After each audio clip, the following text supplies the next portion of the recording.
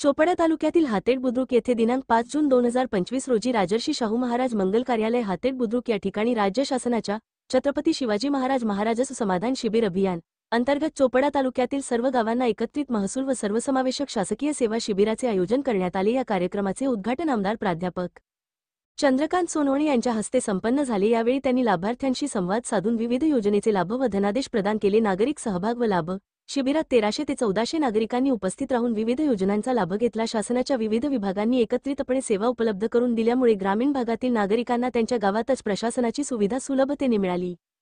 यावेळी उपस्थित मान्यवर नरेंद्र पाटील सभापती कृषी उत्पन्न बाजार समिती चोपडा, एम.व्ही. पाटील माजी उपसभापती पंचायत समिती, विकास पाटील माजी उपनगराध्यक्ष चोपडा, रावसाहेब पाटील, किरण देवराज, विकी सनेर संचालक कृषी उत्पन्न बाजार समिती चोपडा, वसंत आप्पा बाविस्कर, प्रकाश दादा रजाळे, प्रेरणा सोनवणे सरपंच हातेड बुद्रुक, रामकृष्ण सनेर उपसरपंच, शांताराम बाविस्कर, शीतल देवराज तर अधिकारी वर्ग तहसीलदार चोपडा भाऊसाहेब थोरात, अनिल भवारी पोलीस निरीक्षक चोपडा ग्रामीण पोलीस स्टेशन, गटविकास अधिकारी अनिल विसावे, वीरेंद्र राजपूत सार्वजनिक बांधकाम विभाग, तालुका आरोग्य अधिकारी डायरेक्टर प्रदीप लासुरकर, योगेश पाटील निवासी नायब तहसीलदार चोपडा, महावितरणचे अभियंता, ग्रामीण पाणीपुरवठा, सर्व तालुकास्तरीय अधिकारी, कर्मचारी व मंडळ स्तरावरील यंत्रणा उपस्थित होते।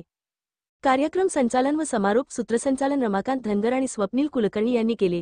विशेष नोंद, या शिबिरामुळे नागरिकांना गावातच शासनाच्या विविध सेवा मिळाल्याने प्रशासनाविषयी समाधान व सकारात्मक भावना व्यक्त करण्यात आली।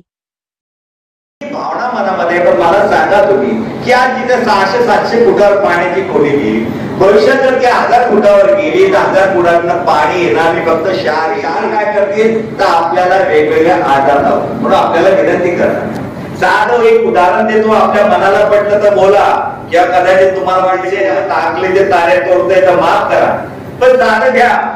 एप्रिल मे मध्ये आपण लग्नांना जातो, एसटी मध्ये बसलेला असतो आणि एसटी मध्ये बसलं की आपलं पाणी संपलं आणि आपल्याला जोराचे विकणारा पाणी निघणारा असतो, त्याला बोलवतो, त्याच्याकडे थंडगार बाटली 20 रुपयाची आपण विकत घेतो आणि 20 रुपयाची बाटली घेतल्यानंतर त्याचा एकरी एक थेंब अगदी असं झटकून आपण ते पाणी टेकटोबाची पाण्याची बाटली आपण घेऊन देतो का? 20 रुपये आपण खर्च केलेले असतात म्हणून आपण त्याचा एक थेंब घेतो। पण आपल्या ग्रामपंचायतीने जर नळ सोडले, ते सोडलेल्या नळांना आपण 20 रुपयाची तोटी लावत नाही आणि आपणच ओरडतो दिवसेंदिवस पाण्याची पातळी खाली चाललेली, आपलीच पातळी चालली आहे तर पाण्याची पातळी खाली जाणारच आहे। आपल्याला सुधारावं लागणार, भविष्यासाठी आपल्याला सुधारावं लागणार। शासनाचे भयंकर योजना आहे, शेती आपण नाही म्हणून साहित्य शिकलेली शेती आपल्याला करावं लागणार। महाराष्ट्र शासन यासाठी आपल्याला पण ट्रॅक्टर लागत असेल तर ट्रॅक्टरला आपण अप्लाय केलं तर आपल्याला ट्रॅक्टर देतं, नांगर देतो, टेलर